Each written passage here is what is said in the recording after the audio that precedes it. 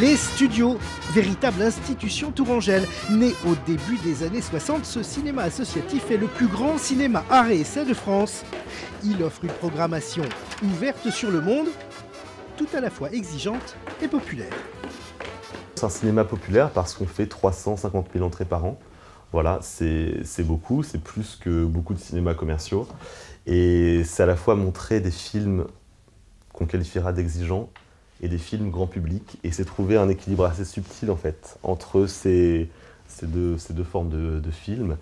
Pour y parvenir, 17 salariés et plus de 60 bénévoles très investis dans leur cinéma. Roselyne en est l'une des salariées historiques. C'est elle, l'interlocutrice des distributeurs. Il y a pas moins de 15 à 20 propositions par mercredi, donc des propositions en sortie de film, en sortie nationale. Et qu'une fois la grille faite, on va dire oui à 3, 4 quand tout va bien. C'est dans cette salle que sont choisis les films qui seront mis à l'affiche.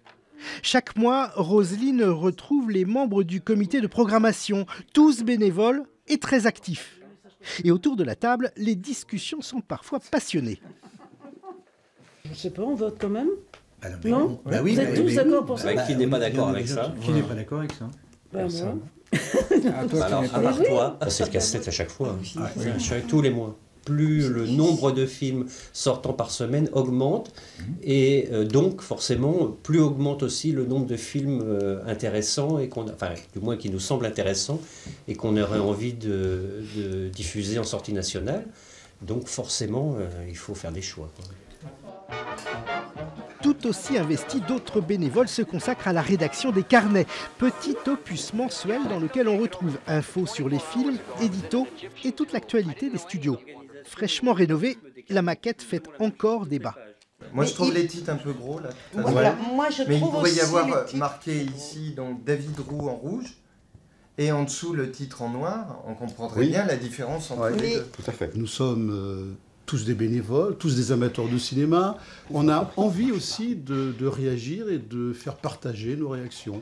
Pour moi, il y a en plus une forme de militantisme, parce que c'est pas n'importe quel cinéma au studio. J'ai l'impression de militer quelque part quand je vais au studio. C'est-à-dire défendre une organisation qui n'est pas celle des multinationales, défendre un cinéma qui n'est pas celui des multiplexes, c'est important.